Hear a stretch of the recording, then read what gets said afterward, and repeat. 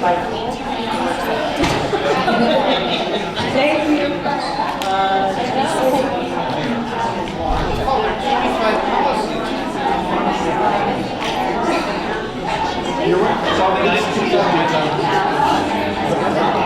to the student and staff recognition. Yes, just make a motion to move item 7 to the start. Since everybody's been waiting at this point.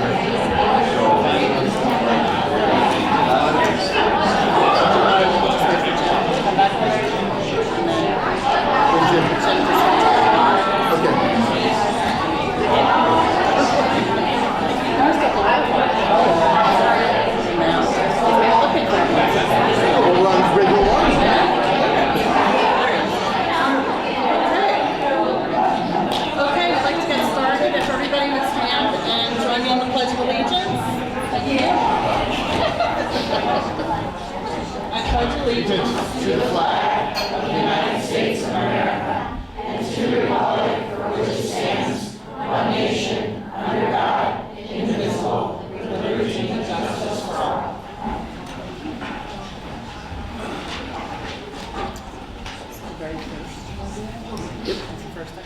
Okay. Welcome, everybody. Thank you for coming tonight. I would actually like to ask for a motion to move item number 7, the recognitions, to the beginning of our meeting. So moved. Second. All in favor? Aye. Thank you. Okay. All right. Thank you all for joining us tonight. Sorry about our little delay in starting.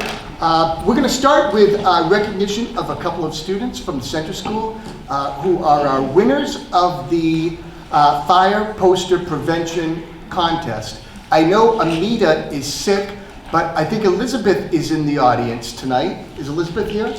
She is. She is. Elizabeth, come right down here, please.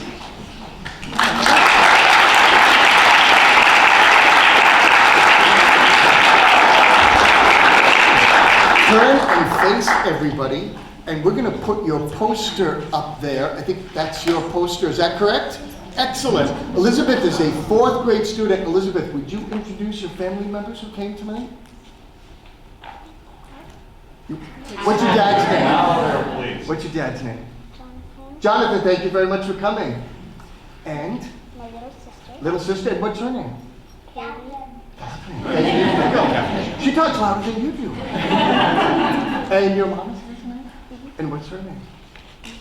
Excellent. Thank you all very much for coming.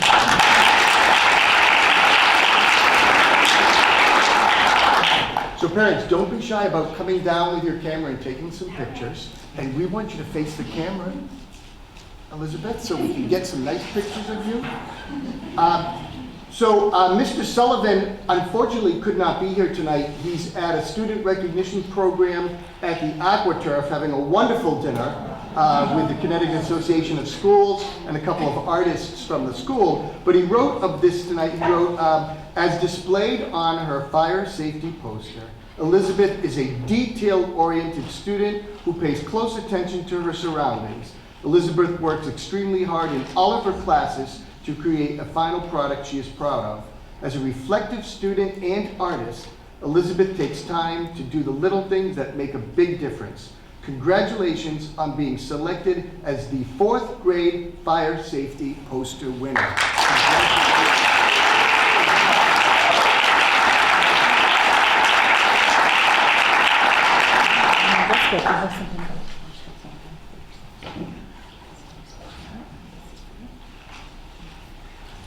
And we're going to take a picture of you.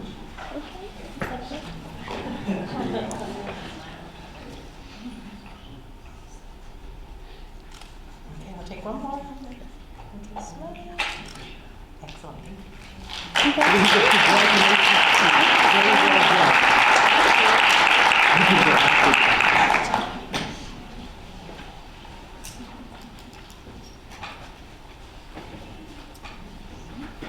And next we have quite a celebration. We're here to honor the middle school basketball team for the, I like undefeated season, but I think perfect season is the way to describe what they did. So if you were on the girls' basketball team, come right down here and stand in front of the table.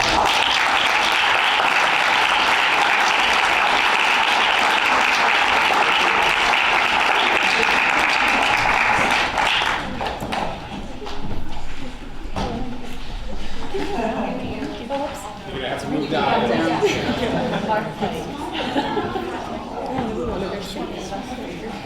You may have to do 2 lines. Tall people in there. We're doing 2 rows, don't we? Right, I'm so scared. Can I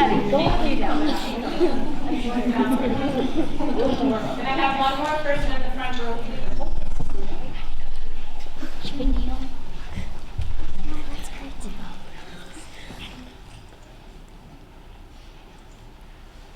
Okay, now I think we've got the shots playing of the games. Parents, don't be shy. Come right down and take some great pictures. I think Mr. Kissinger's going to have a few words. I know our athletic director has Coach, you need to be in these pictures as well. Please come down. I remember that. You can't have a perfect season without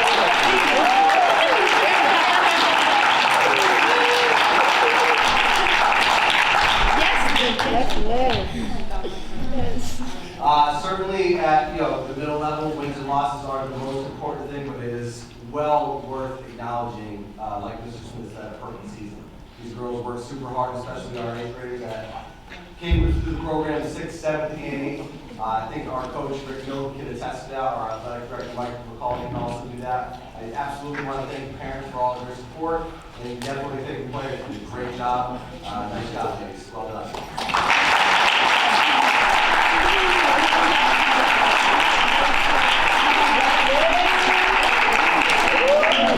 Before you go anywhere, ladies, we're going to give your coach an opportunity to say a few words. When I got here early, so I told one of our 2 captains that she had to plan a speech. So before I allow her to take the floor, I just want to thank you for recognizing their hard work. I want to thank Mr. McCaldy, Mr. Lehman, Mr. Kissinger for all of their support this year and the years in the past. But this is because of their hard work. This is because of them playing as a team, okay? And they were all easy to work with. They worked very hard. They played together. It's not about it was always about the team. And I'm so happy for them, and I hope that years to come, I can come up here and see more great things by them. With that being said, I did want to thank the parents, because without you and your support, none of this would be possible. And Delaney. Okay. On the behalf of the East Hampton Middle School girls basketball team, we would like to say thank you for the recognition. We appreciate the community support even during the past years where we weren't as successful. We would like to thank our team for their hard work, dedication, and persistence. We would also like to acknowledge Coach Millen, Coach Sylvester, and Coach Mercaldi for helping us become the best possible players that we can be. Thank you.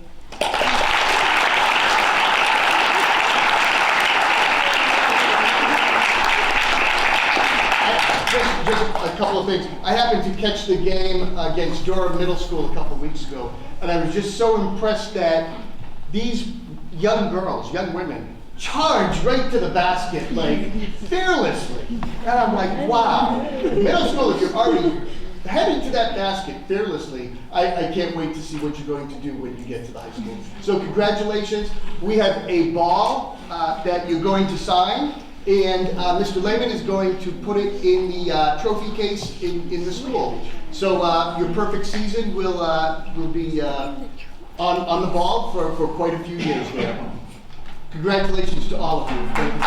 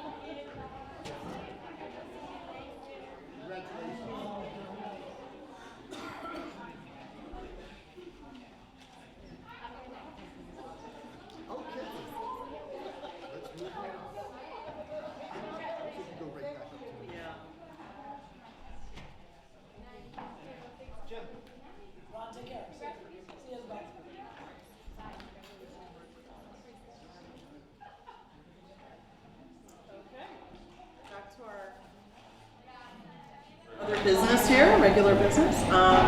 Interboard liaisons. I see, let's see, any board members from other boards that would like to state anything or welcome. Thank you for coming. Thank you. And we have Mr. Shalansky. Any news from the union perspective? Just here to support all in Great. Thank you. Okay. And now we have our usual updates from the principals and the director of curriculum and instruction. Sure. So as I've shared, we're at the mid-year point officially this week. We're just passing it, actually. 100th Day celebrations are coming up at the elementary level. So we're really in the midst of continuing to refine our practices for this year, but also anticipating necessary transitions for next.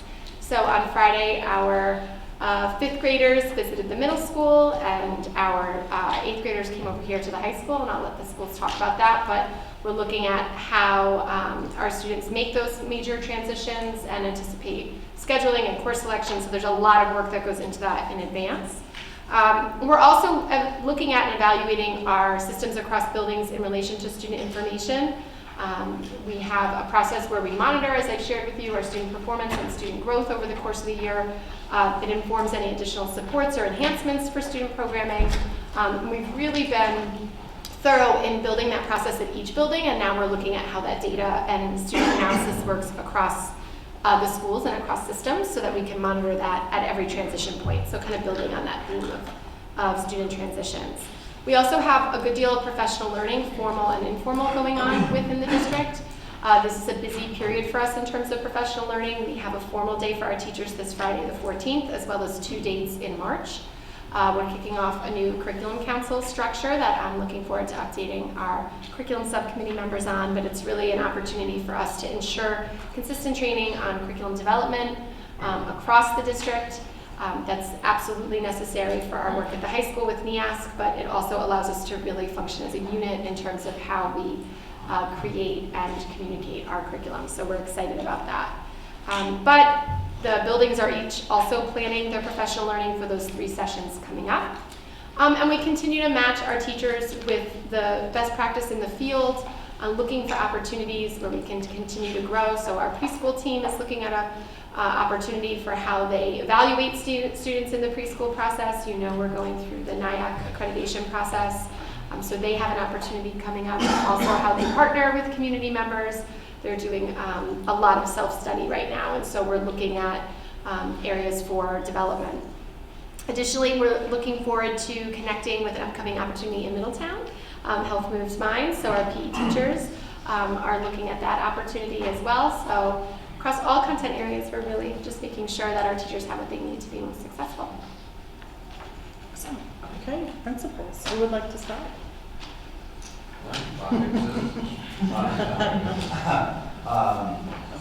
So it was great to honor our basketball team, but we have transitioned on to our volleyball season. We have 90 student athletes participating in that, which is great. We just said goodbye to Beth Sklar after 19 years of service at the middle school as a chorus teacher. We have a new teacher, Andrew Carey, who's on board and obviously motivated to start his career at East Hampton Middle School, which is great. Highlight of last week was having the 5th graders come up, do their annual visit at the middle school, get a taste of that middle school experience and what 6th grade life will be like next year. And last we have our 7th and 8th grade Valentine's Day dance on Thursday evening, so you feel the magic in the air. So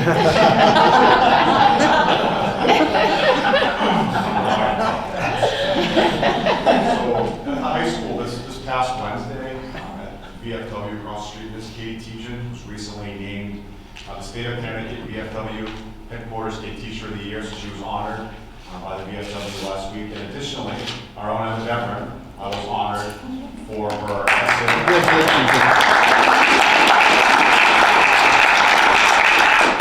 essay, for her winning essay from the Voices of Democracy contest. As people have mentioned before, this last Thursday we had the 8th grade parents in for a great welcoming night. It was my first opportunity to meet them and introduce myself to them as high school principal and talk about all the great things going on at East Hampton High School. Our own Mr. Baldo was there to talk on behalf of the students, and he talked to all the parents about his experiences at the high school. So it was a great night, and they're going to talk about the student visit in a few minutes. knee-deep into our scheduling process for next year. The portal opened this past Friday. It'll be open until February 20th, so we'll be working through our scheduling process for next year. And I'll let Mr. Warner update us on the manufacturing pipeline that we're working on with RAM. So I've been speaking with one of the CTE counselors at RAM. They're finalizing their schedule right now. It looks like that it's going to be a double period of an hour and a half, 2-hour window during the second semester that our students will be able to participate in that manufacturing experience. That works for us because now our seniors in the fall can take an engineering 1 class to meet all the prerequisites that they would need for certification to pass their test. And then as they work through the manufacturing course at RAM, they can get supplementary support from Mrs. Richards, our CTE teacher here. We won't know for sure exactly how many spots we'll have available. It all depends on how many students at RAM decide to take this opportunity. But they could fill up to 24 students. This past year they had around 18, 19. So they're projecting about the same because there are prereqs for them to get into the program. So I'm hoping for at least that many opportunities for our students next year. Right now we're thinking about what students we want to start talking to. And I'm working with the manufacturing liaison through the pipeline that RAM works through to have her come here and just kind of do a general presentation for any juniors that might be interested, and then from there work through an application process to find exactly who will be representing us next year. So logistically, from a scheduling standpoint, would that be at the back end of near the end of the day? No, well, for us, it would fall within the school day. It's nothing that. So well, no, I know within this, like the last couple of periods of the day. Yep. All right. And then transportation to and from RAM? That's going to be left upon the student. Okay, great, thank you. And like I mentioned, our elementary principals are at the AquaTurf tonight for the Connecticut Association of Schools Celebration of the Arts. Okay, so that leaves. I just wanted to ask, we had the room filled with the middle school girls basketball team. You said you have 90 coming up for volleyball. Mm-hmm. Do you have statistics on the percentage of your overall student body that participates in extracurriculars? I mean, I can give you a rough estimate, but I can Yeah, I mean, I don't need it right now. Yeah. I'm observing this, and, you know, when we talk about budget and we have a difficult decision to make, the extracurricular is such a, you know, it's what connects kids. And I really think that we get a lot of value out of what you have. I mean, it seems like it must be a very large percentage of your. It could be up to a quarter to a third. I would guess it. Yeah, I mean, it's overall, like, even not necessarily just one season, but like of your whole student body, how many kids are involved in something? Yeah, It's a lot. And I think, you know, when we advocate for these extracurriculars, like, people need to recognize it's not just a few kids, it's really a lot of kids. We have, you know, we're trying to grow that program so that we have some of the just more or less traditional things, like, you know, we insert yoga into it. You know, we have a mountain bike club, which, you know, aren't those traditional kind of athletic sports that, you know, maybe previous generations grew up with. But instead, we're extending that to just a larger population of kids, and I think they're better. Well, I mean, there's that, and then your no-cut sports that we need to fund coaches for. You have lots and lots of kids, and even that's a cut sport. That was a lot of girls. So, well done. Okay. Audience of citizens, if anyone has any comments, just please state your name and home address. Have an opportunity later also. Let's see. So that now brings us to the Student Board of Ed reps. I'm sorry. Yes, the consent agenda. We do need a motion. Make a motion to approve the consent agenda. Second. All in favor? Aye. Thank you. 7 got moved. I missed number 6. We threw you off. Okay, so we're back to Bobby and Emma. All right. So as far as athletics, the girls basketball continues a strong record of 15 wins and only 1 loss. They have games on Wednesday and Saturday. The boys basketball team won their game against Portland last Friday, and they have a game tomorrow against Del Rey. And this past Saturday, the indoor track team did very well at their shoreline competition. For the girls team, runner Liv DiStefano came in first in both the mile and the 2 mile. Sprinter Riley Montanari won the 55-meter hurdles, and jumper Cassie Zimmerman placed first in high jump. And for the boys, the 4x4 team broke and set the indoor track school record, the meet record, and also placed first in that event. Great. And then as for school activities, on Friday, the 8th graders came to the high school for a tour, and seniors and juniors led them around the school. And afterwards, there was a student panel discussion, and upperclassmen talked about activities, clubs, and events that would get the upcoming freshmen involved, and also a piece of advice and something they wish that they knew coming into high school. Also on Friday, the AP Gov class and freshman civics classes were given a presentation by a journalist and lawyer. They presented information about students' First Amendment rights. It was an engaging conversation, also a panel discussion, and a lot of students were able to ask questions to a real lawyer, which is kind of cool because he let us know that this time is actually $700 or something like that. So yeah, Friday was a busy day. That's pretty much it for city events. Well, thank you. Okay, so we'll move on to committees. Personnel committee, no. It's not met? Not met. No. Policy and curriculum? Have not met, but we do have a load of things to read. Quite a lot. Okay. Finance, transportation, building and grounds. That's not met either. Okay. Public relations. Had our first meeting. I think we've laid some good groundwork. We're discussing about how to get the word out about our budget and the value that it is going to bring to our town. We're also talking about how to negate misinformation that we're seeing out in the public, whether it be on social media or in conversations. And I think our standard response kind of agreed on is, that politely that's not correct, and please contact Mr. Smith for clarification on that. One thing I have finally found this. This was in the new board packet, and I don't know if we can get extra copies of this from Cave. Give the title to Rosemarie, we'll order extra copies. Okay. I have been looking through it. It has wonderful information, I think, on kind of developing your elevator speech and how to get things into local newspapers and that sort of thing. And I would just encourage you, if you're on social media, to share all of the wonderful positive things that have been on the public schools Facebook page.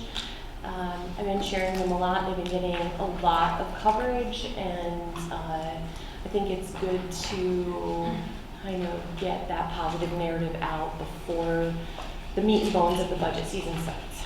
So, and if anyone wants to join us, and please vote us in as a permanent committee. So, That's coming up in policy. Yes. Yeah? So that's it for me. Okay, thank you.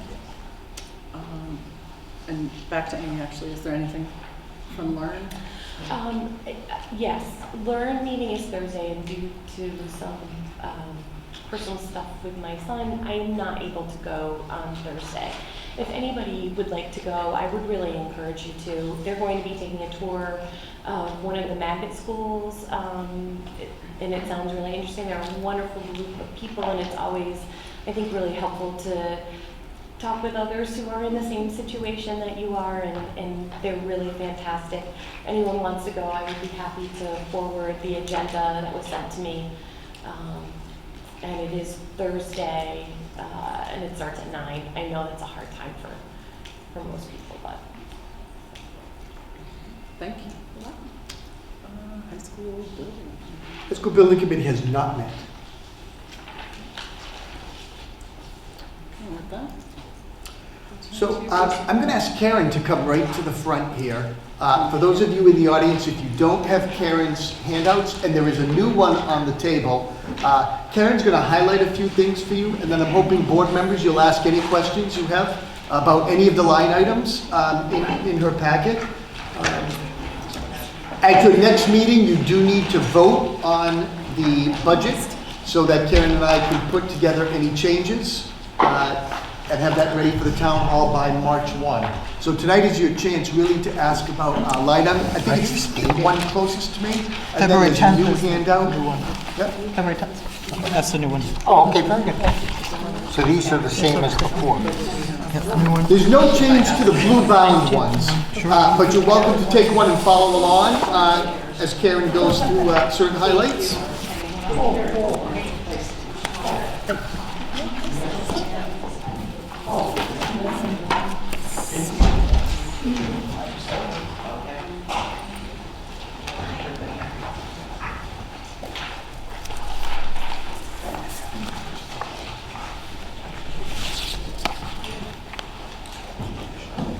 I appreciate your patience. I've been distributing the budget book in pieces, and today's final piece was on the non-operating funds and other grants that we also control, particularly beginning with the athletic participation funds, especially right after the comments and the successes that we just shared this evening, the cafeteria,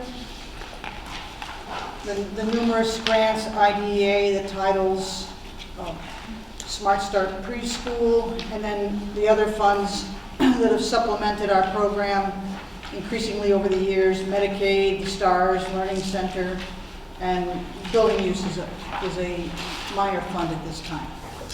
So that's the additional information that I have. The only thing that I would like to continue to highlight is that there is no contingency plan in the operating budget. It's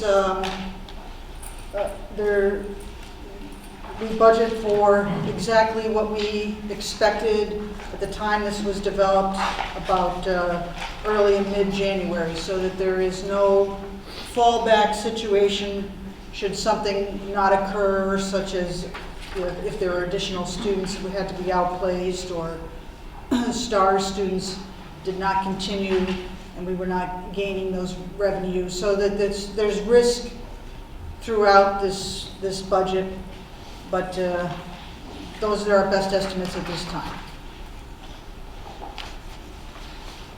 That's my... We can open it up to any of us. Anybody with comments, questions, feel free.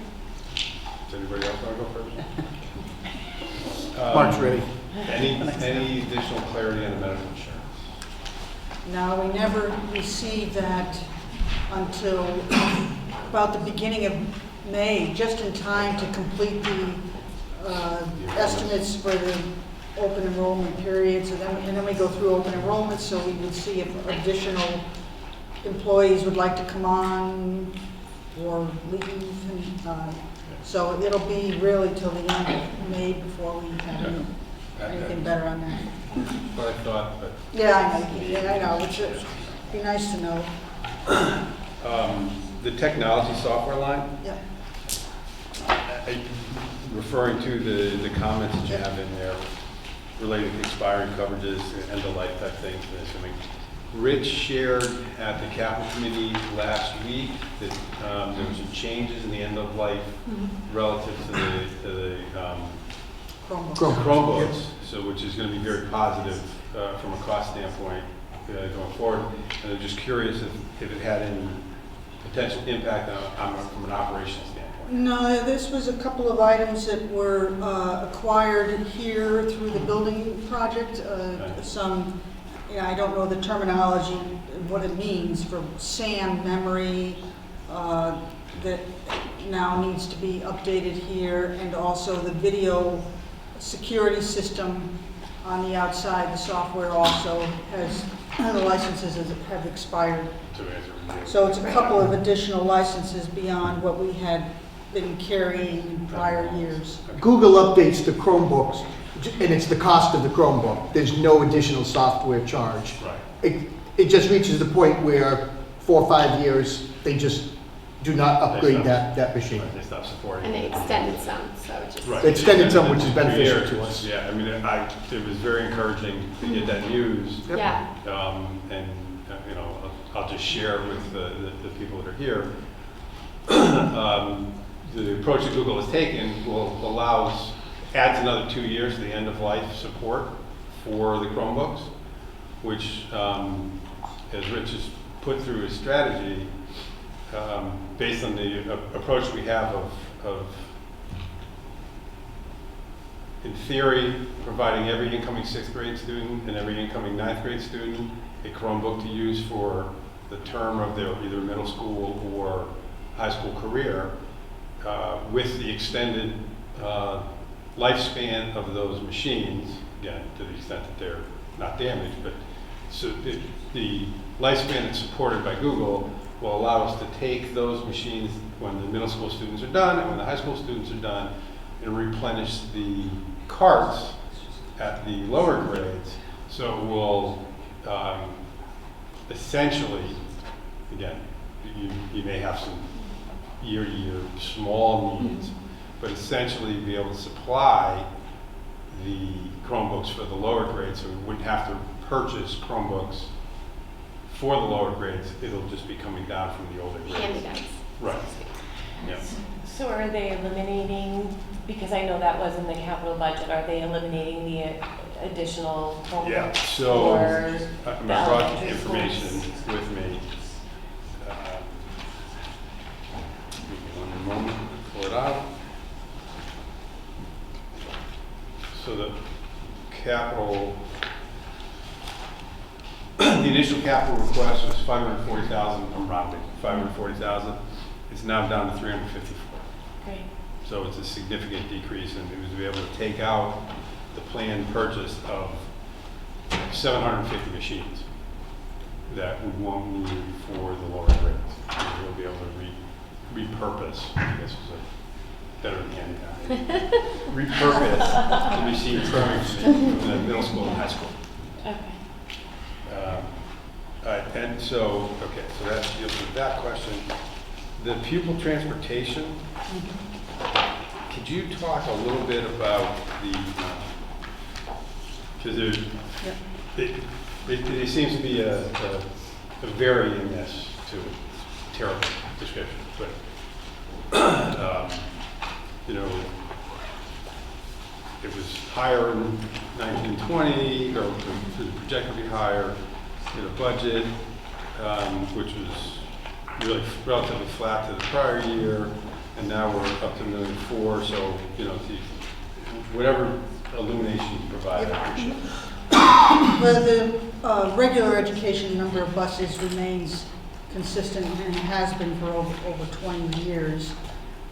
So that the contractual increase is 8%. Okay.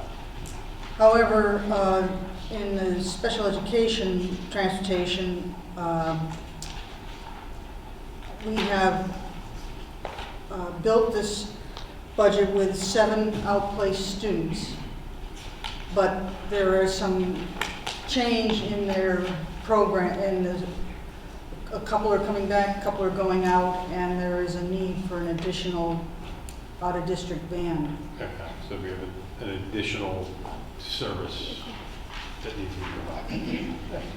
Now, the 8% contract, how long is the contract with this? June 2022 is the ending date. Okay, and That's 8% a year for that tuition? The last few years of the contract, yes.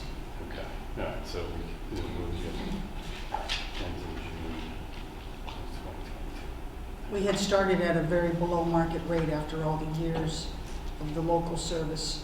And at this point, and by the time we get to the end of the contract, we'll be in a market kind of range. So we would hopefully anticipate a more nominal increase when we renew the contract going forward. Yes. What kind of competitive bidding possibilities are there for those types of services? very limited because you really need to have a regional base in order to provide the service. You need to have, repair. And so in our region, only DATCO and M&J really have some sort of a Just one of two choices. position. Yeah. Okay, that's unfortunate. Even though there's other bus companies, Eastern Connecticut is not necessarily going to bid because there's no hub around here for that. Yeah. Okay.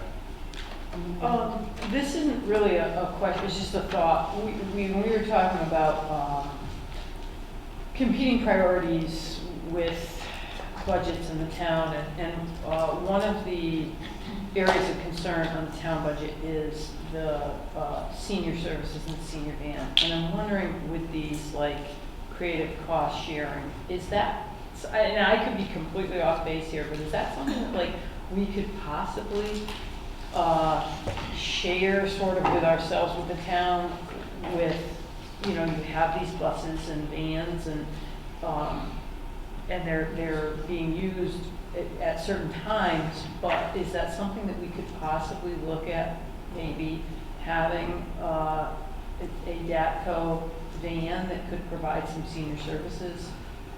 Well, our contract covers the specific school start and end times. We also have vans serving preschool and special ed local population, and we have increased those to be 3 out of 4 are running in the middle of the day pretty extensively. Yeah, like I said, this was just a thought put it out there. We yeah. don't have to spend time discussing it. It just, Yeah, we could look in the next contract whether we would sort of self-operate parts of it possibly, and along those lines. Well, either that or is DATCO interested and available in also doing a senior run? I'm sure they are. They got And vehicles. could the town then benefit by doing that, because we already have the contract, and then not having to purchase, and the seniors would get something, because I know that's been an issue, and so it was just a thought. Yeah, we can look at that. Yeah.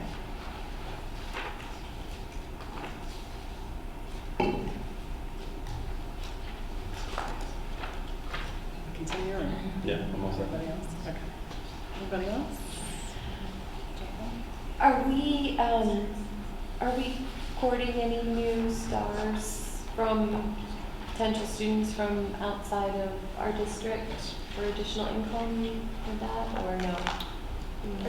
Rod, do you want Are to you answer allowed that? to say that? I don't know. Yeah. I always share that there's those opportunities, Okay. but we don't have any potential students right now. Okay. Would be a little early in the year for them to think about next fall. I mean, it's going to be, could even be over the summer or late spring. You really never know. I mean, we put it out there, and I could get a call tomorrow. Okay. Someone's interested. Yes. One of the other things that I'm sorry, I forgot to bring up about Learn when I was reporting on our last meeting. There is some discussion about having Learn hire, for instance, like an AP teacher that then could kind of be farmed out to the other the members of Learn. I'm just wondering, I know with our teacher contracts, they're very specific. Has this ever been anything that we've discussed before? Because I know some of the classes are so small, the AP classes are small. Excuse me, is that a possibility to do a teacher share so that we could offer more AP classes? Is that a thing that could happen, or is that? It's a possibility. It kind of depends on the AP offering. Right now, our staff is able to meet our AP needs, and that has been our goal, to offer additional AP courses without hiring additional staff to do them. The problem with a part-time teacher, a .4 teacher, or .6 teacher, or .2 teacher, You know, our full-time teachers teach 5 classes, but they are here all day long. They're mentoring kids, they're working with kids, they're offering extra help, they're doing study halls. And as soon as you hire a .4 teacher, they come in for the 2 periods, do their business, and then they leave. They never become part of the culture.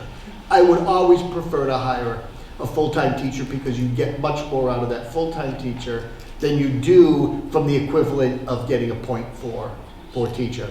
However, if there was, for example, Learn said, you know, we can provide a Mandarin teacher who could come to your building 1 period a day, Right, something like that would be worth considering. We're piloting it with online learning, but it doesn't work if 50 kids want to take Mandarin because the online costs, it'd be easier to hire a teacher or a part-time teacher. So there are scenarios where it would work. If I can add to that, I think if Learn is hiring the person and then going to build contracts or some sort of relationship with partner districts, you know, that would be something we'd want to learn more about from them. But the challenge for districts to do that organically when it's come up is that matching schedules across districts can be challenging, and then you lose time as the teacher moves between, particularly in this area where, while it seems relatively short to drive from here to, say, Portland or something, you know, the way a teacher's day works, you're losing instructional minutes, essentially. But if Learn was to kind of offset that by absorbing the hire and then doing some sort of a relationship with districts, as the rest sometimes do, it would be interesting to see how they're going to structure that. Because it would offset what I think typically inhibits districts from doing that organically on their own. Right. There was some of that. A little discussion about that and how teacher contracts, they wouldn't want to encroach upon those, but that if the rest took that Sort of own the responsibility person, and hired a teacher, that might be a possibility. And that was just very preliminary, I a imagine. very preliminary conversation. So yeah, I think if a rest did some of that, that would change the conversation than districts looking at sharing. And I think we're offering AP courses that we feel we can, over time, attract a large critical mass to make it worth offering as well. For example, the AP courses we're offering next year, if there were only 2 students who signed up, I'm not sure we would offer that. You know, we're trying to get 8 to 16 to, you know, as many as possible in all of the AP classes. And then I did have a question. To do the robotics, what stipends are we using to cover those? So we would look there each year in the budget. There are some stipends that we do not offer. Whether we find those stipends from another fund or certain stipends that we just don't offer, we would take those funds and put it towards the robotics. And I think it's minimal. It's about $1,300.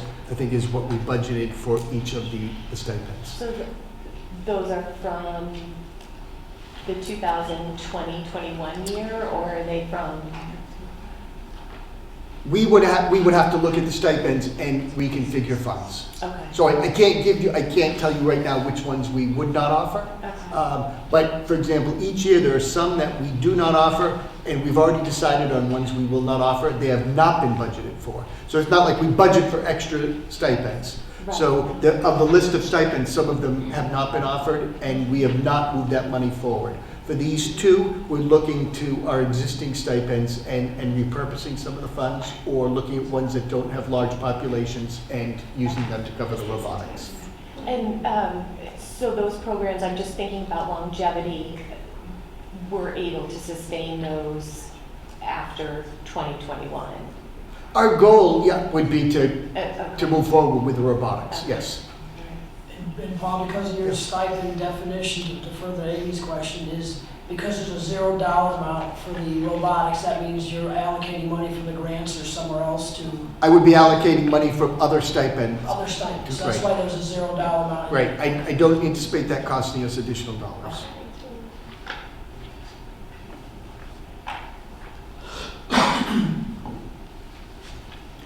Karen, I actually had a question about just tying in the care upkeep repairs. Actually, one of the pages that I'm looking at let me see, is it 54? In the line by line, the 5430s. Is this right? It looks like, just for example, the care upkeep at Memorial. So the current year, 43,000 was budgeted, but you're projecting 68 being used, and it looks like that's similar to what's happening at the center, although the high school is flat, you know, as expected. Can you just comment on what that entails? What's in there? What was unexpected, maybe? Was it? I think that what was unexpected was it really wasn't realistic to think that we could sustain the budget that we ended up with in that area, in a couple areas that it just, with the 1.75% increase, there were things that just we were hopeful that we could attain, but it really wasn't realistic when you look at history. And you know, you have to consider now that Memorial School and the middle school are getting to be buildings of an age where they need a lot of mechanical and systematic repairs, and that's happening. I think the entire district has gotten behind the efforts to support new special education program internally, and so that also requires agile changes and frequent revisions to room usage. And so there's those sort of things going on, the need to repair equipment and to make the building effective for modern education needs today. You know, and Nancy, let me take responsibility for that, because I think last year, especially as we were coming in lower and lower, we were at 2.5, we came in at low because we were at 2 because we were concerned about the teachers' retirement thing. I know I was using the words, we're making aggressive assumptions in some of these line items. And what you're seeing is, okay, we assume that we would spend 30,000 in repairs, and in one item, it's 45,000 was the final number. So what we've tried to do is budget realistically moving forward for those accounts. Very optimistic, but then you see the reality. So we're being less aggressive in our assumptions this year. Now, ultimately, you know, if the budget doesn't pass in the first referendum and we've got to make cuts, you know, we weigh it against, okay, I'm going to say to Karen, let's get aggressive as we can in some of these line items rather than just merely saying, okay, well, we'll cut a teacher here, we'll cut a teacher there. Thank you.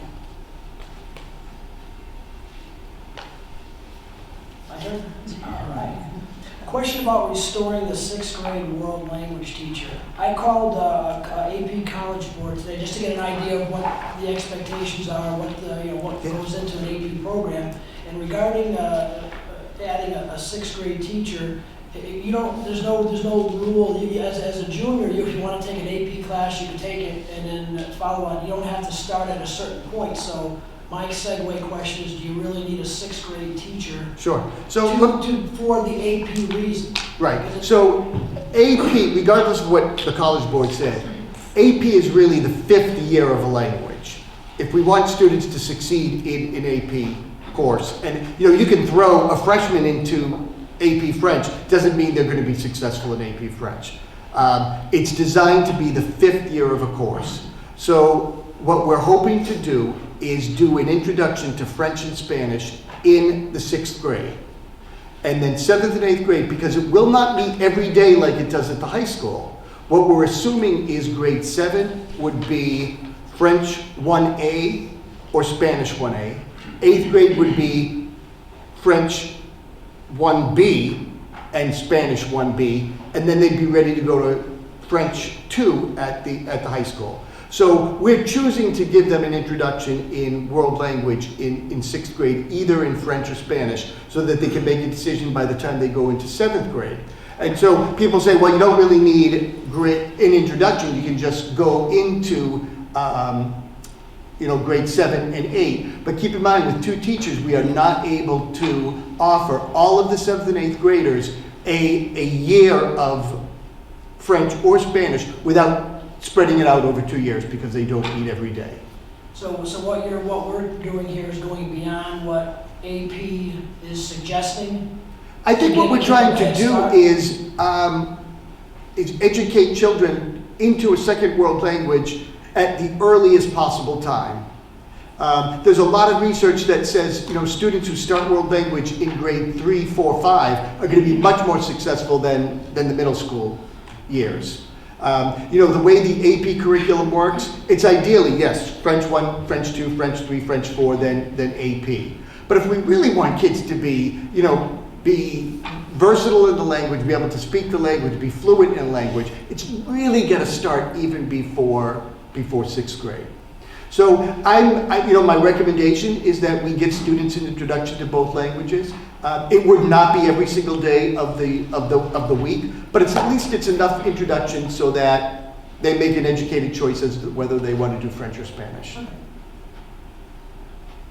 But you're right, if we have to start cutting things, one of the things we would have to cut is world language in 6th grade. At a time, regardless of what AP says, there's a lot of schools around us that are saying world language is valuable enough that we should be starting it in the elementary school. So I'm a little defensive of that only because it's become a very easy target to cut. And in this global society, we shouldn't make it so easy for us to cut that. Can I just ask for clarification? I know you've talked about scheduling around world language and the number of study halls. So when you say it doesn't meet every day, so a child would have on their schedule, they've got math that meets every day, and they've got language arts that meets every day, and then they have this world language that doesn't meet every day. So on the days that they don't have world language, they would have maybe physical education, or they would have...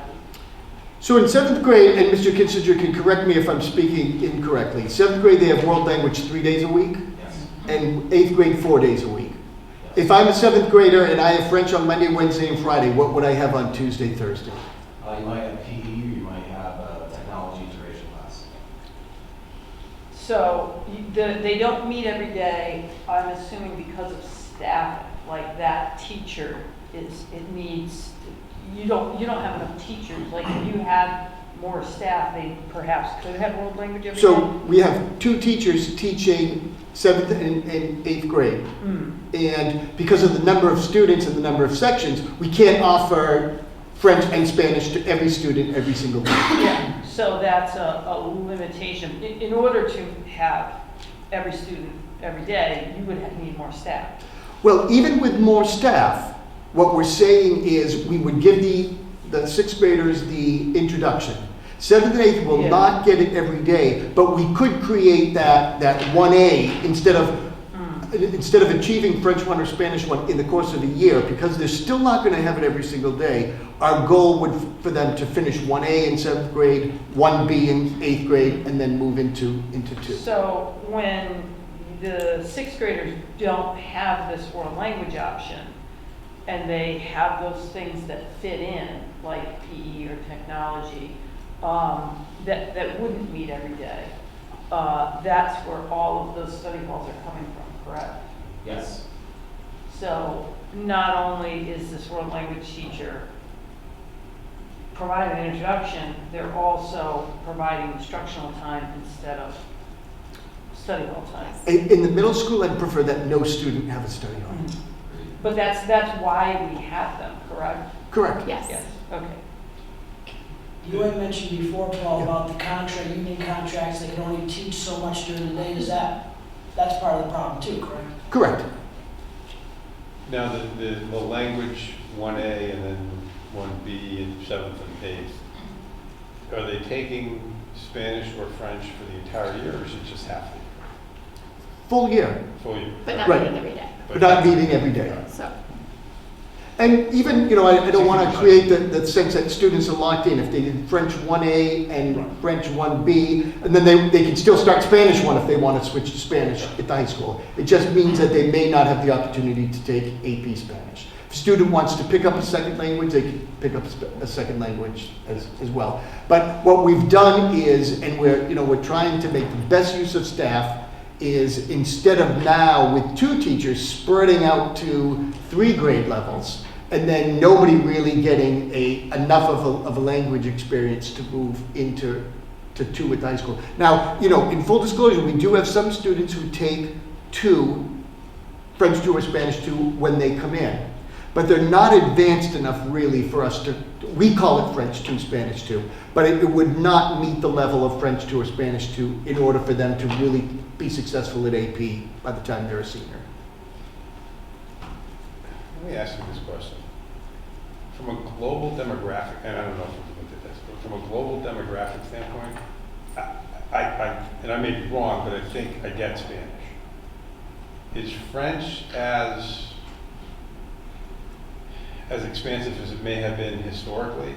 And it is. Well, no, I'm understanding your question. Yeah. So I think from an international point of view, for students that see themselves on the international level, French is going to be valuable. I would say probably 20% or less of our students take French, and 80% take Spanish that are taking the world language. So it's less. However, there's the if you learn French or Spanish, if you the colleges are looking for you to take 2 to 3 years of the same world language at least in high school.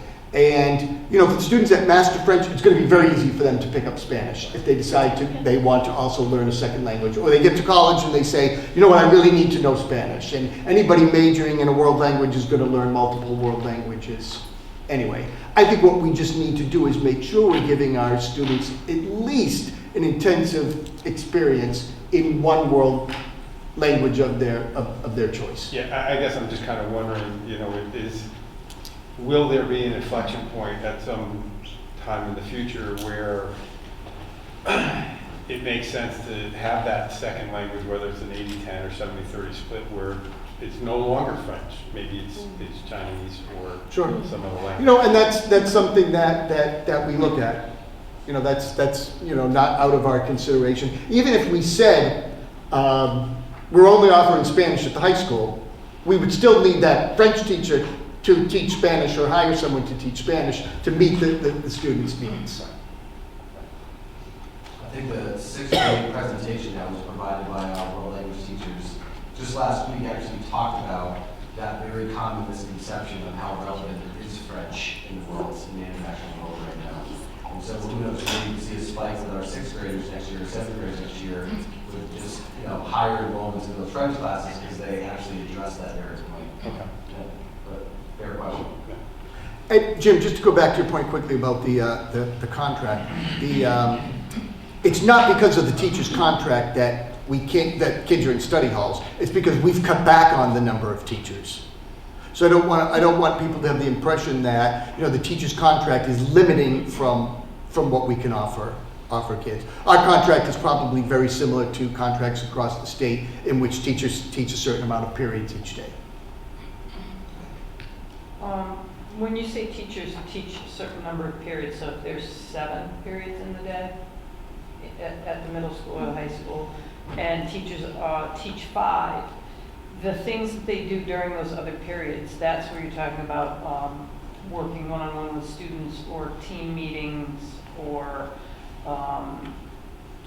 grade level department collaboration. So at the middle school and the high school, in addition to teaching 5 classes, by contract they also have a duty period, whether it's a study hall or whether it's some sort of duty during the course of the day. One period is taking up where the administration says your responsibility is to man a study hall in your classroom, or the cafeteria study at the high school.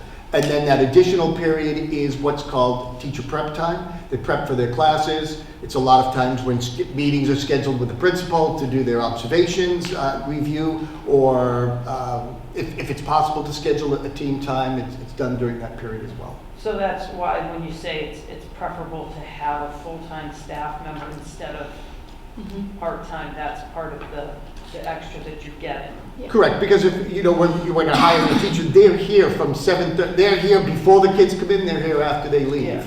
So you're getting a full day's worth of, you know, it's a teacher who's available to meet with the students before school. They become part of the whole culture. If we have a .4 teacher, they come in literally for 2 periods, teach 2 periods, and then they leave. We just don't get that extra out of them.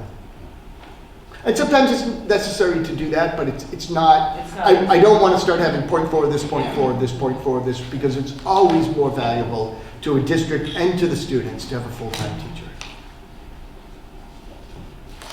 Segueing into what you were saying about cuts and less teachers, I looked at a copy of the 2018-2019 budget and then compared to today's budget. It looks like back in 2018-2019 we had 1.572 certified salaries. Now we're proposing 161 this budget year. Yes. So that's a gain of 4. But I hear loss of teachers. So what? That's a great question. If you would turn to page 2 of my handout, I'll explain that to you.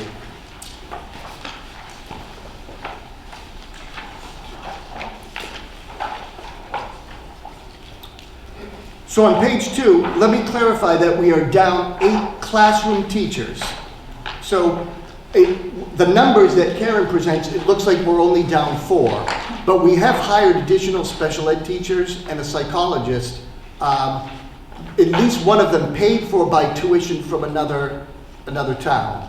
So as our STARS program, as we increase our numbers in STARS, we've got to meet the needs of that, and we're able to add staff through tuition money coming in. So our staff goes up. But as our regular budget goes down, we are down 8 classroom teachers. Are these hires, are they not certified? Are they certified teachers that are hired? Yes, for example, a school psychologist is considered a certified teaching position. You've got to have a teaching certificate to be a school psychologist. So when you say losing 8, it's classroom.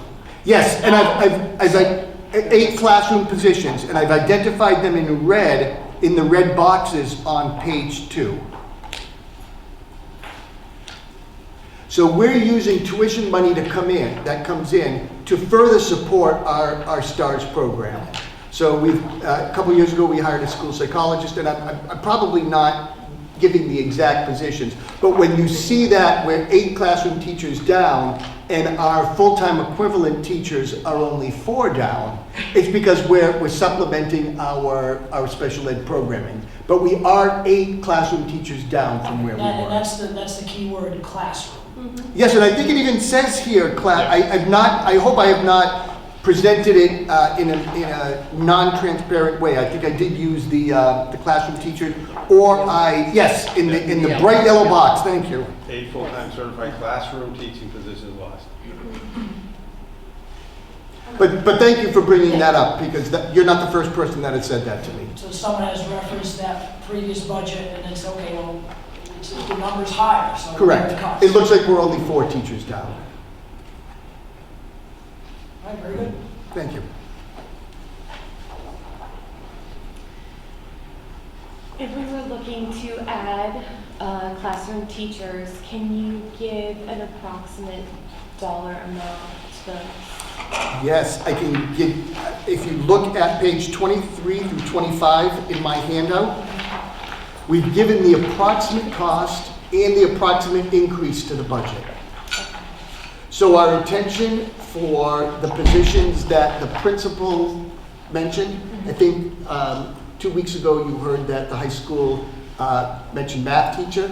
Mr. Sullivan mentioned grade 5. Mr. Lehman mentioned health and PE. And Mr. Gonzalez mentioned kindergarten.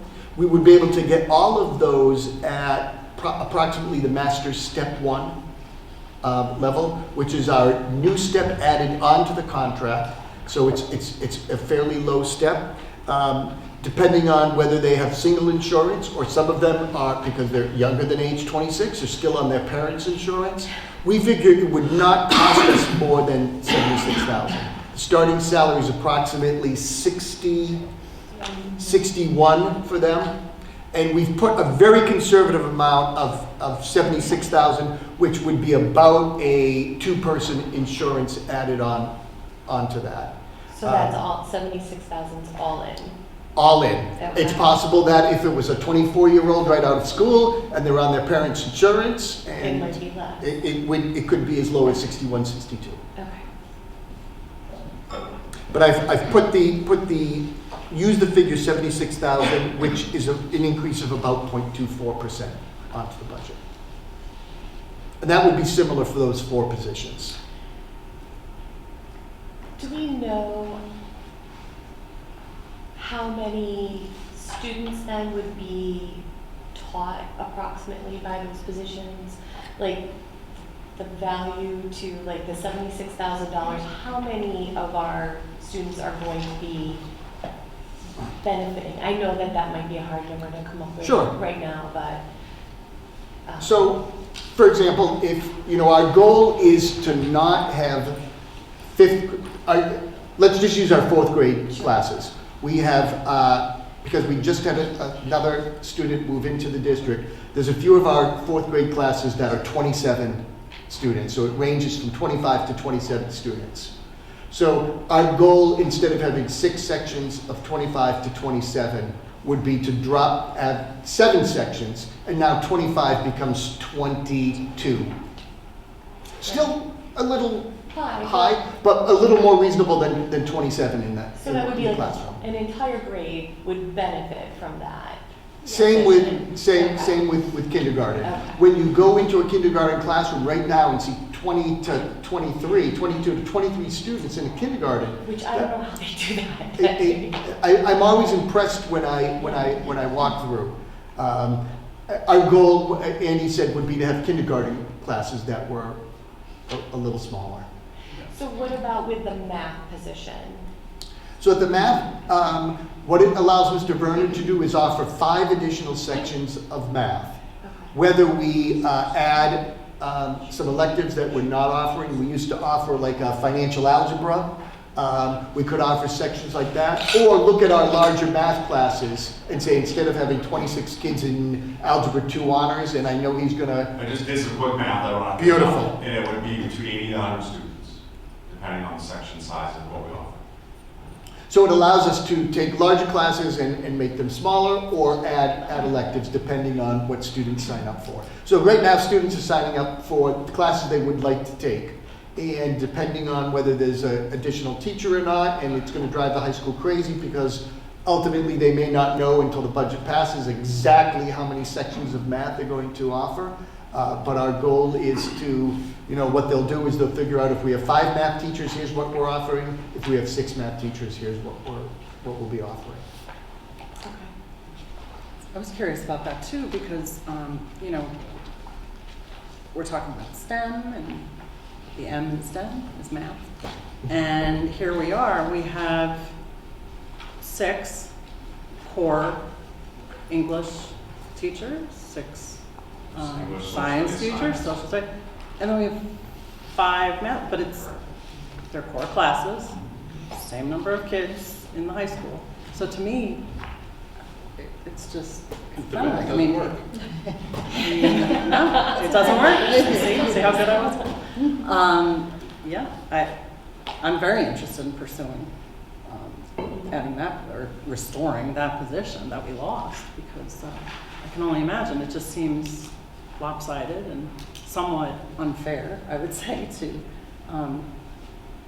all the kids taking math. So, thank you for asking. I know the rentals have jumped up from this year to to next year for budget year. Is there a reason? Usually to me rentals would be kind of a flat number. What made the number jump to 68% increase or some Sure. high number? The rental, I put the amount for the new town hall. I assumed that would be like a rent, not knowing anything more about it other than I anticipated about $20,000 of rent. Okay. Could go into other lines, but as a placeholder. Okay. Is that including the storage that we're going to have to rent also? Or No, I think we're gonna have to, I did not remove the cleaning person, so hopefully there'd be some near wash between some of the other accounts to get that. Yes, you're right, it's a good question. Does that include, I noticed that care and upkeep, again, my favorite topic, I guess, central office lines. I did, You know, it was I did zero out basically all, zero, central office expenses like electricity and water, sewer, and those sort of things. It was relying on the rent. Sort of shift into that. What we're whole anticipating number. is Okay. we will pay about 1/10 of the town hall space, of utilities and cleaning and anything. I think we're working with Jeff to determine exactly what we'll pay. So it's all. So Karen's number is accurate, that increase will be back to a consistent level in budget years in the future. Is that? I would anticipate. Basically. You know, we don't know how it is that it'll be billed to us. We really are just working with estimates, so if they bill us a percentage of the electricity or a percentage, so then I was just using it as a placeholder, and if we have to put it in different accounts, we'll know more sometime later in the year, I think.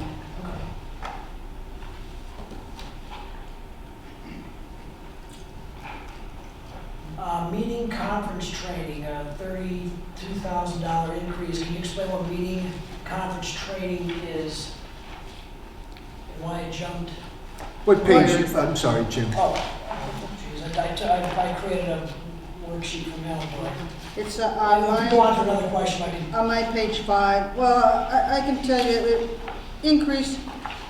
There was a change in the contractually required reimbursement for folks that take additional classes, particularly in the administrator contract, that we have to reimburse up to $10,000 for folks that take classes. That's not what we talked about, Paul, about Columbia University teachers going down there, something different? No, that's a training for classroom teachers in Reader's Writers Workshop. It's free. The one at Teachers College. But there are certain courses we want our administrators to take, and we reimburse them for them. And that's, you instruct those teachers to take those courses, or they volunteer, or how does that? Most of the administrators volunteer to take those courses, and it advances them in. They're all in district level running, budgeting, management, etc. And that number could fluctuate depending on what the needs might be year to year. So this is a big increase of $32,000 this year, might be a decrease next year, in theory. Because it's contractually in the budget, I think we have to continue to put it in. The increase isn't 32,000. Yeah, it's The 14, increase is you're off by a 14. line. Yeah. Off by line? The total next year is about 32,000. The technology software had the 32,000 bump. The one line below right it above was Okay, 14,000. Okay, Yeah. I stand corrected.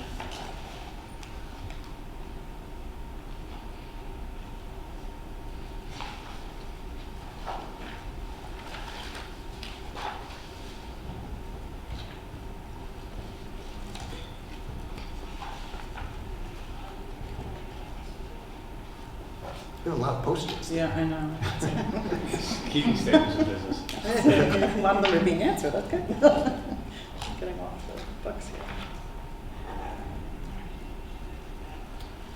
Just a question on 4th and 5th grade and K through 3rd grade on math resources. If someone could help me define what insufficient math materials are and insufficient math intervention resources. What is? So those resources are used in support of Math Workshop. We've talked about a few times here. So that requires teachers to analyze student performance data and then plan separately for different groups of students in the classroom. Okay. So they need more materials, essentially, to plan those separate sort of personalized lessons for the students. And those are outside purchase materials? Or is it materials in-house that We have evaluated what resources we have for our K-5 team and identified additional purchases beyond that. The intervention materials are, the intervention is a process that school districts are required by the state and ultimately federal legislation to participate in, where we analyze student performance data. When we find a student is below grade level, we intervene with additional instruction in order to close any skill gaps that we identify. We did an audit of our math materials, as it had been some time since they had been looked at, and identified new materials that were in line with current practice and in best support of our students. And those materials are identified in the budget but purchased through grant funds. Okay. In fact, we get a very small federal grant, Title IV, and we're planning to purchase those out of grant funds.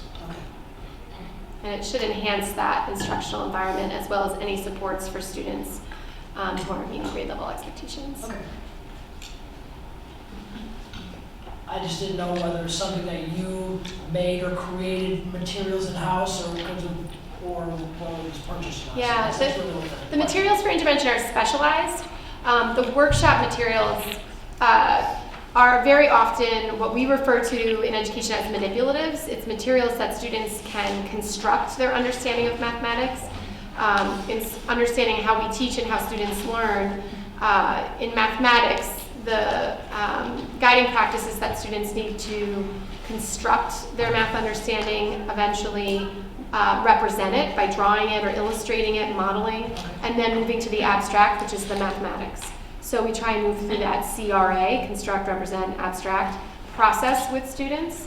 And in order to do that, we need materials that the students can put their hands on and really explore mathematical concepts and facts. That my question, you answered my question back whether it was purchased or not. So. Yes, sorry. Go on and on. Teachers are doing cool stuff. Right. Now I learned something more. Yeah. I actually have another question for Mr. Werner, or either of you.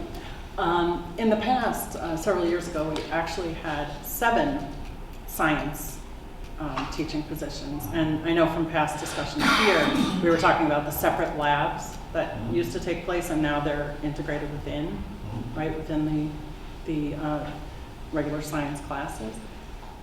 Is that a sustainable model in your opinion, especially with the new science standards that we need to meet? I mean, I would say ideally, we would have another teacher so we can offer those lab courses where they have a double period in a lab, which is what a lot of schools do. I know the district I came from had a block schedule, so a little bit different. I'm not advocating that by any stretch, but there are ways to do it. You need to have a double period to really have an appropriate lab. And I would agree that with the NGSS science assessment and the new standards, that would be an ideal add to our teaching staff. Being one teacher, I thought that was math was the appropriate place, but it was a very difficult decision to go through math and science. And if you looked at my list, if you're looking at 1B, it was a science teacher, so if you're asking, sure. I was just wondering, just to go over the impact of that. It prevents us from offering, ideal lab experiences based on the time that we have for students. So AP Bio is currently the only class that has a double lab period, because you're required with the AP curriculum and all. Thank you. The Newsella program that we're piloting, is that something that we had something different previously, or is this something brand new for internet resources for news and information? Newsella used to be, when it first began, it offered some of its resources at no cost to districts. So teachers have been accessing materials on that site over time. Newsella has enhanced its library and offered additional features in terms of the flexibility of the resources, how teachers can use readings on the same topic but on different levels, so students can access those resources independently and then engage in strong discourse about those topics regardless of reading levels within the classroom. So as the product has enhanced, they've moved to a cost structure over the last few years. So it's not new in that teachers have accessed it, but in order to continue doing so, this is not unique to Newsella in terms of a business model, there's fee structures associated with it now. It does give us a cost savings because it has the potential to serve as a primary text resource across a number of content areas. And so I think from a long-standing perspective in the industry, moving to these sort of subscription services is the direction that, as opposed to buying a textbook and having it for 20 years and, you know, riding it out as long as you can, that's not really how the publishers are providing content anymore. Do we have a chance to pick the sources that the kids can link on? I saw the sources of 10 or 12, but can we choose to add or delete, or do you have to buy a package of whatever they offer? Newsela has different package pricing, so we can customize our order with them. In terms of the content, once the students are on the site, the teachers do have the ability to select certain articles or texts if they know a certain topic they're researching and they're able to cultivate a text set or a range of articles that they want students to work with and then assign it at appropriate reading levels. However, there are research components to the site as well, so students can go on, and when they're researching, we typically don't limit what they can access because we're developing those skills of how to evaluate the appropriate source material. But the nice thing about Newsela is that it's a safe environment, and I think a lot of parents communicate concerns about our students' ability to exercise appropriate judgment as digital citizens. So in terms of open research on the internet, we're always very cautious of that, and that's one of the great benefits of Newsela. Students can engage in research safely and develop those skills. Teachers can really teach into how do you know which source is the best source, how do you know it's a verified source, it's accurate information in an environment where they don't have to worry about students stumbling onto content that's inappropriate or targeted at children in a negative way, which on the open web is a concern. If I went to Newsela, I'm assuming I could see these packages of what is offered? We work with their sales team, and so we could certainly request that from them. I can't speak to what's on their site directly. Very often, those vendors will ask you to contact them. They do an intake, and then you can ask for different price packages. So we certainly could, work with them to provide that. They worked with us, for example, this year when they came back with an initial price. I said, it's just too high. You're going to have to come in lower. This is this is all I have. And they were willing to meet us there. So we always negotiate those, and that's an ongoing conversation we have with those vendors. Sometimes why those price packages are published, and then we try and work on them to get them down. I would just hope that there might be 100 choices to pick from that we could, as a board, rather than the 10 I saw. There's not 100. Well, I can tell you, but yes. For a higher number than what it was, what it is. We could reach out to them for those materials if you want to see the different. I just want to see what is offered for choices for links. Yeah, no problem. Okay, cool.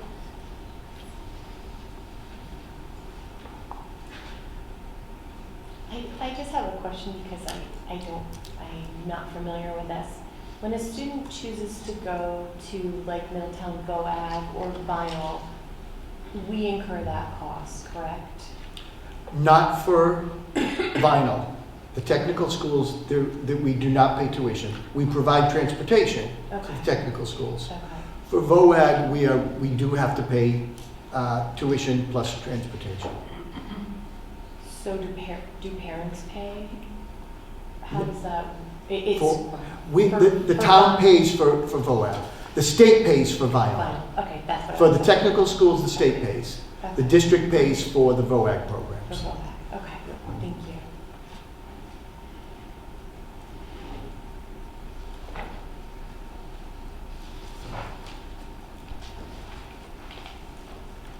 But if you see our buses in Middletown, that's because they're doing the Vinyl and VOAG run.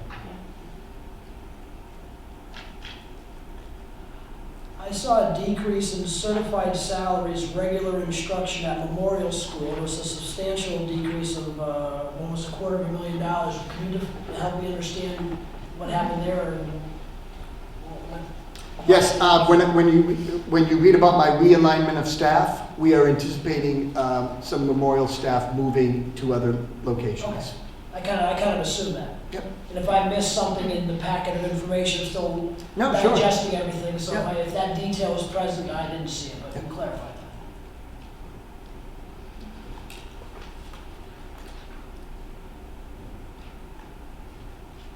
Karen, in the 5330 section, professional tech services, it looks like almost everything is lower cost, yes, planned. Is that for any particular reason? Are we just lucky? That the changes are going down, the costs are going down? For next year. Mm. Well, from this year's projected Except actual special. and the budget for next year. It's, most of this line is special education services. Some of that is services that are provided to our students at at their outplacement location. Some of it is a contractual agreement with another nonprofit that Mr. Mosier has here in the high school, another program for the Transition Academy and that sort of thing, and also magnet school, special education. It was based on the exact student programs that we anticipate for next year. So I think it's part of the flux from some students coming back in district and. Okay. Thank you.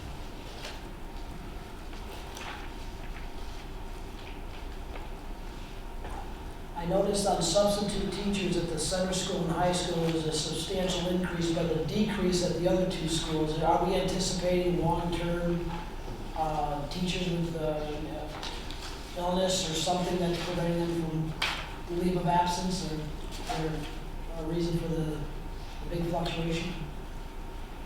I'll have to get back. I should have that number in front of me. I don't have it off the top of my head, but I think I had it between the four buildings being fairly flat, but I did have an increase in the daily rate to $92 from $85.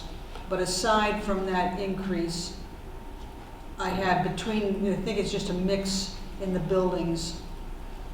And you were right that I think either this year or last year that there were some long-term sub-positions in those buildings, which does drive that up. Okay. So if the increase is substantial for 2020-21, you must be anticipating further long-term? I think I was just trying to be reasonable based on the number of staff in the each building. Okay. Did you say that the pay rate is also increasing a little bit? Yes. So that could be the? Yes, it's going to 85 to 92?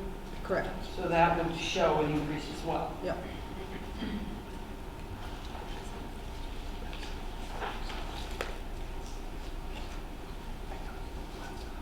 Definitely should have more questions. Oh, I think he's done.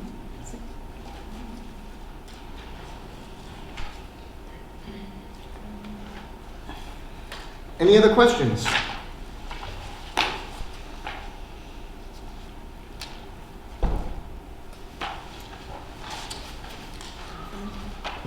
Mark? One final question, makerspace. Is that funded right by grants and PTO money at this point? And if that dries up, so does the program? It seems like, it seems Sure. like. Well, the last year we added the makerspace funds for center school. And what we had hoped was match the funds out of the budget that we were able to get through grant and other sources. The grant and other sources came through and we did not match those funds. There are not matching funds necessarily in this year's budget, but the makerspace is there. It just has more limited equipment than I would like. I think I showed you the picture of the students with Lego cars and the early circuit boards. They've got to go to a location to do that rather than having that available for, you know, classrooms to share. For each classroom to have a set of those, it's in a particular place that they go to right now. Okay. So we won't lose that equipment, but you know, I, It seemed like an Should have interesting more. program, but if it was funded by grants and PTO donations, then what if we could easily try it next year? well, we purchased the materials, and the materials are there, so it's not disposable Oh, material. okay. But to your point, when we have known operating costs, ideally they're in the operating budget. Okay. Yes. All right. Thank you. Karen is rushing back to her seat at this point. Do we have a typical, I know that's hard. I don't want to pin you Yeah, down, thank but you. do we have a typical number of retirements? So each Does it year, vary? I kind of, knowing the staff, it's a small staff, and we Yeah. have, you know, a sense. 2 years ago, I promised you that there would be 10, and I was able to hit that right on the button. Last year, I think we assumed about 6 or 7, and we met those. This year, we're only anticipating 4 in the budget. And, you know, that's not being safe, that's being optimistic at this point. I'd also just like to thank Karen. I know that was in the hot seat there, and thank you very much. If I could toot Rodney's horn, and talking to Rodney about special education and other parts of what you do. I have 2 special needs sisters. I wish you were around in the schools now seeing what my sisters didn't have growing up. What I see is available today in school, so thank you.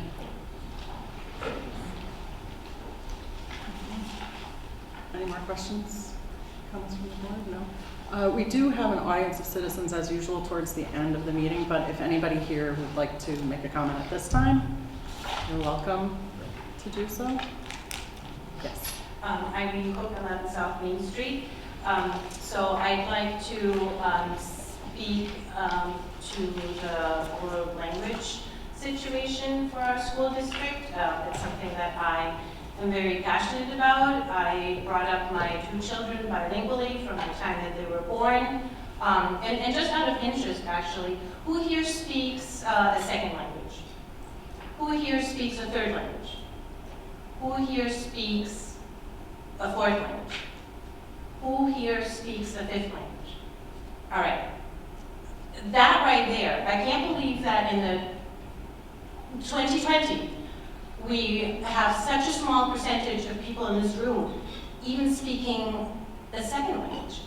So my children are now learning their third language. My youngest is learning a third language. She's going to be learning a fourth language in college. She would have tried to learn it here, but we don't offer German.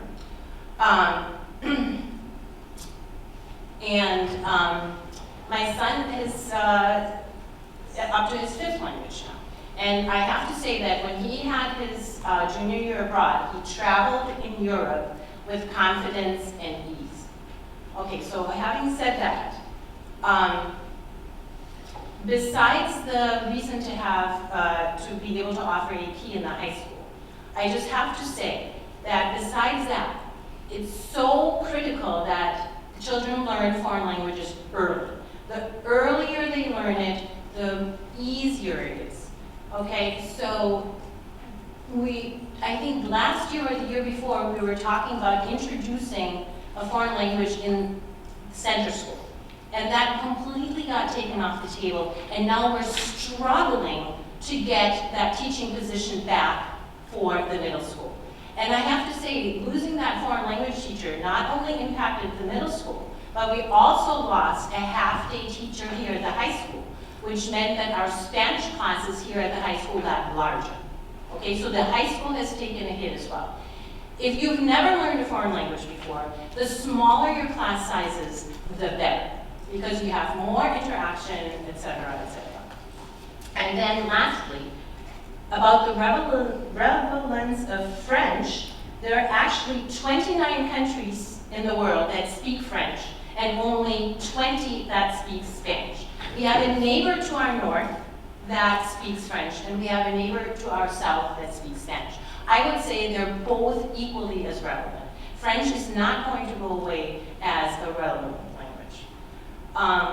So I advocate to keep the French program as strong as possible in our schools. I advocate to rebuild our Spanish program to what it was at least, and hopefully even move beyond that and be able to offer it at lower grade levels. Thank you. Thank you. Dr. Risky, Wapalog Road. Just to follow up, two things.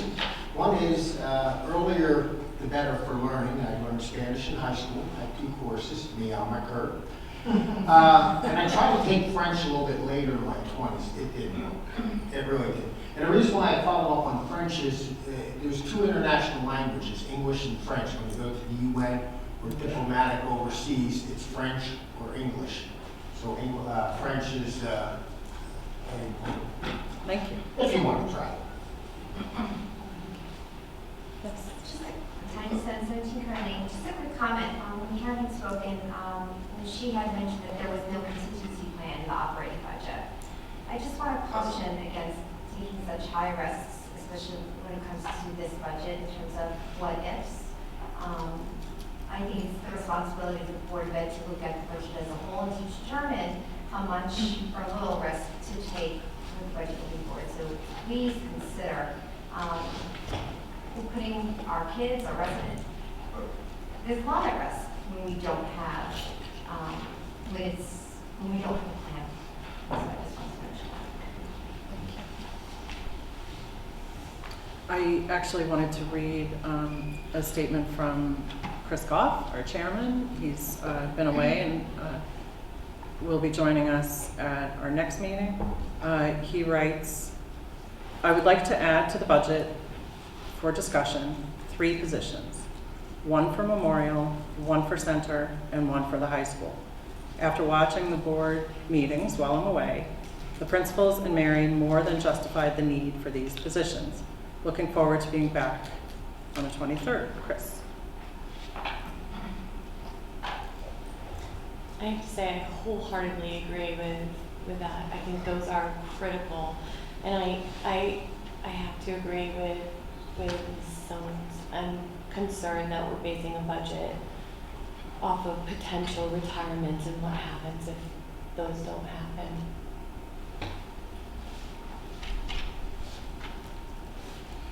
Well, I think we can sort of answer that. And Karen, not the handout she gave up this year, but she, then the second page of this operating budget supporting details. So the savings of the 4 retirements is $378,752. It's more slender packages. The 4 new hires is $366,000. Now the benefit, well, the new hires at 61,000. So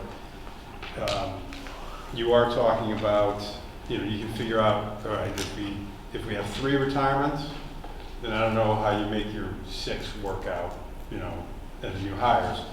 But you can kind of figure you're talking about anywhere from 30 to probably 50, 55,000. Is that a yeah, but also keep in cost? mind, in addition to retirements, we have teachers that may take a leave. We hire a younger teacher for that. We have some teachers that move or take other jobs. So when we use the word retirements, we're thinking of 4 staff changes.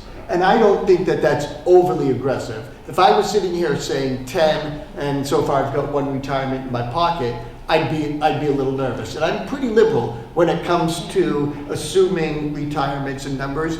And Karen's smiling back there because she'll say 6, and I'll say no 10. Put 10 in. And this year, because I'm saying 4, I think I'm being, as I would not look at that as a high risk at this point. Since this is my first go around, I just No, I think when Karen's talking, non-contingency, what we're saying is if 3 children move into the district who are already outplaced in other towns, we do not have money to cover that. But it would not. I don't feel it's responsible for us to say yes, we're going to budget for 2 additional outplacement because we may have them. I think that is an expectation of most towns, that you go back to your town and say, we are budgeting for exactly what we know, and we've had 2 students move in, they require outplacements, they are already in outplacements, the parents have moved to our town, we are responsible for that child's education in the current setting where they are. Has that happened before? Have we done that? Had to go back to No. town council? Well, not since I've been here. We've had students move into town. We've had students that move into town, Right. and I mean, our first responsibility would to cover them without going to the town. But if we can't, then we would have to go to the town. Kids have moved in, yes. That is Can a teacher work till they're 87 years old? Is there a cutoff point for they can work? Well, you know, I mean, let's look at where the economy is and the cost of insurance, and you know, teachers are eligible for the teacher's retirement pension program. They max out at about 37 and a half years of teaching. So if they start at 23, about age 60, they are entitled to retire with the maximum that they're going to get from the state. What we're finding is people are healthier, they are working longer. Medicare doesn't kick in till 65. They can purchase our insurance, but it's not at the discounted rate. They've got to pay the full amount. And so people are indeed working later. I can't tell someone who's 65, it's about time for you to go, without this district incurring much higher legal costs. So, you know, but I think most people are, I mean, even in other jobs, people are just working longer, and that is something that we are seeing. And you know, not that we don't want experienced staff. I think it's great to have experienced staff, but you know, we're not in a position that we can say, you know, you've about maxed out your value here. It's, you know, we have to be very careful about what we do. We've tried like retirement incentives, but really all we can offer is about $5,000, $10,000, $15,000. Otherwise, we don't benefit from what we really need, that retirement savings. A lot different than the business world that I'm from. Yes. A lot more friendly. Yes. Well, friendly is a word, but we also have to be careful now that that I don't have the district sued for ageism or anything like that. For me to go to a teacher and tell them it was time to retire, we would not only not see any savings, you would see beyond that in legal fees at this point.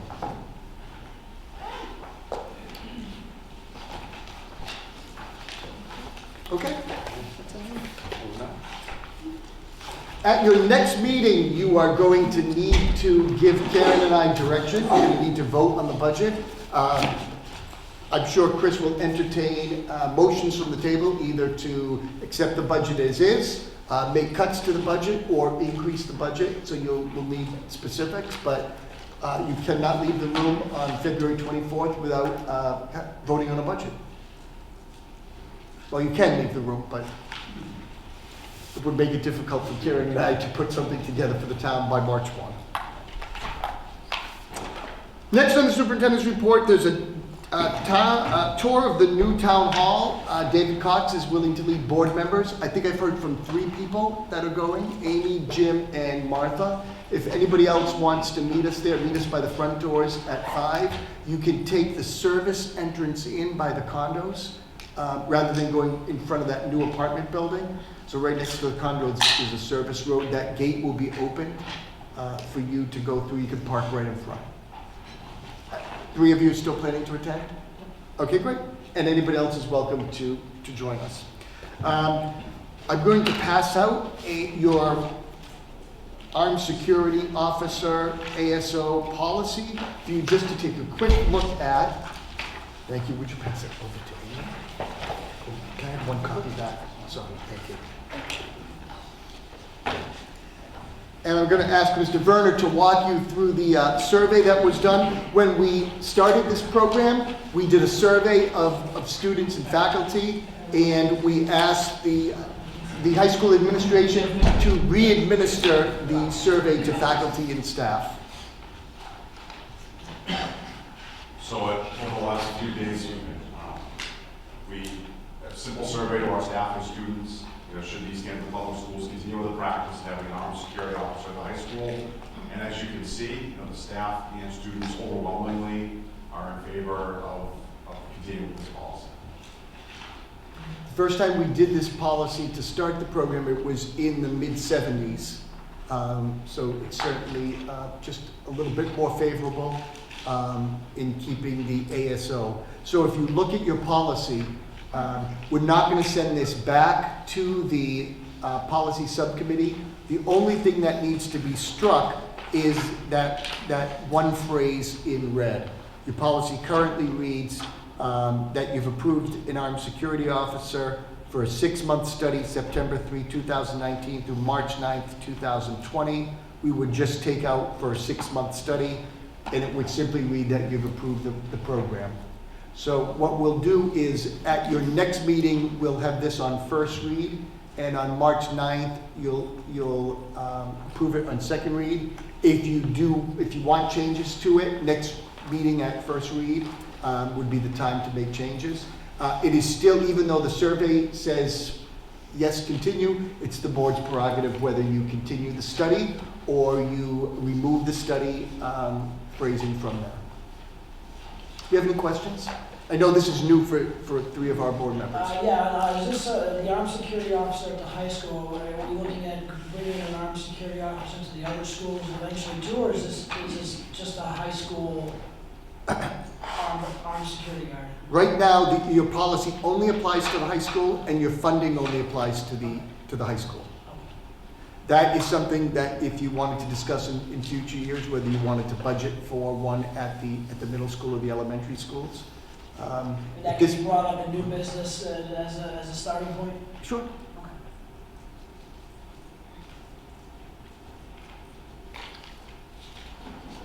So at your next meeting, we'll have this as first read, and then March 9th, when we developed the policy, we knew we wanted to approve it by your first meeting in March. Calling attention to enrollment, you'll notice that we're 7 students higher than we were a month ago. Is that an unusual jump? 2 months ago, you lost 7 students and you gained them back in a month.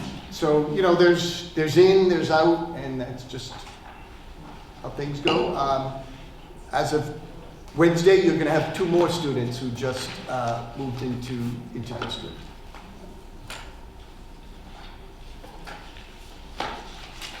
Out of curiosity, when new students move in, is that disruptive for the classroom? How do the teachers? I would think if I had 2 new students, I wouldn't know where to begin to integrate them into right in the middle. So I'm just curious what your thoughts are. Our teachers are masters at welcoming new students into their classrooms. Somehow I thought you'd say that. Yeah. It is our full expectation that any student that moves into town who is eligible for education receives nothing but the biggest welcome. Well, I didn't mean to imply they're going to be shunned or anything like that. Yeah, no, but it's a challenge if they're coming in and have limited English or come from a school that may not be doing the same level of work or matching high school courses to high school courses. There's always challenges. Our State Department of Ed, if the student's moving from another district within Connecticut, has made massive gains in the last couple of years to make state-based report data and information that the state has on a student available to the receiving district almost immediately.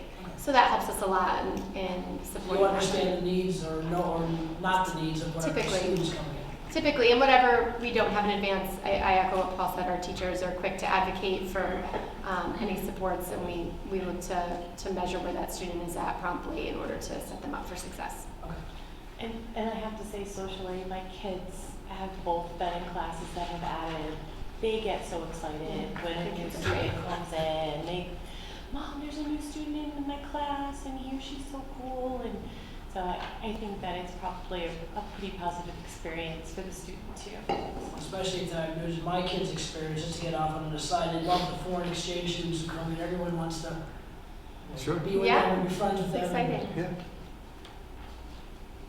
My daughter still is in contact with one of them. We go back from 5-6 years ago. Wonderful. That's case in point. So. Okay. Okay. So, I think next we have a lot of policy. We have some second read policies We and do. first read. We do. The first one, we require a motion. I'll make a motion to accept the recommendation of the Superintendent of Schools and the Board of Education Policy Curriculum Committee and approve policy 9010, limits of authority. I'll second. Discussion? No discussion? All in favor? Aye. Aye. I'd like to make a motion to accept the recommendation of the Superintendent of Schools and the Board of Education Policy Curriculum Committee and approve policy 9020, public statements. Second. Discussion? All in favor? Aye. I'm on a roll. You're on it, keep going. To accept the recommendation of the Superintendent of Schools, I'd like to make a motion to accept the recommendation of the Superintendent of Schools and the Board of Education Policy Curriculum Committee and approve policy 9060, board/staff communications. Second. Discussion? No? All those in favor? Aye. I'd like to make a motion to accept the recommendation of the Superintendent of Schools and the Board of Education Policy Curriculum Committee and omit policy 9110, number of members, terms of office. Second. Discussion on that? All those in favor? Aye. And just once again, that was omitted, not because you're changing terms of office, it was just redundant with another policy. So the incorporation into a different policy. Okay, we have a first read. Yeah, your first reads, just quickly, in 9132, this is, we're going to add, if you are interested, public relations into your standing committees.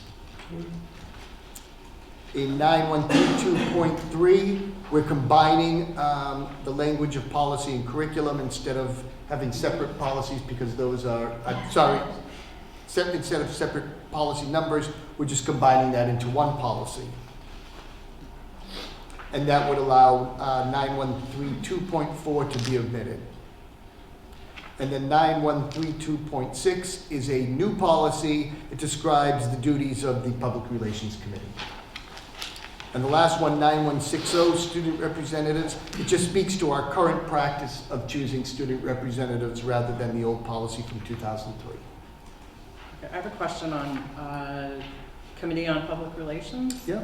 I was looking at that with sort of comparing or looking at it in conjunction with 9020, I don't even know if you have it, but which is in our bylaws about public statements. There's no, I just wanted to, maybe for next time, Sure. just make absolutely sure there's no conflict in any way, what one says and the other, just to make sure that they absolutely. mesh well Yep. and work together, because they do seem to overlap a little bit. Mhm. If we're talking about number 2, managing and overseeing communications. Correct. Just want to make sure that that's. Yeah, and I think anything that was released by the Public Relations Committee would still come to the board. It would Right. not be similar to policies coming here. The expectation would be, anything major that was printed would come through this board for review. But we can add that, we can add a line to that in here. Thank Moving on to you. item Okay. 14.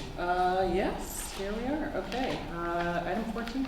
I hereby move that upon taking the oath of office, Nancy Kohler be appointed to fill the vacancy created by the resignation of Ms. Lori Caldwell and to serve out the remainder of her term. Second. All those in favor? Or discussion, sorry. Should I say discussion? No discussion? All those in favor? Aye.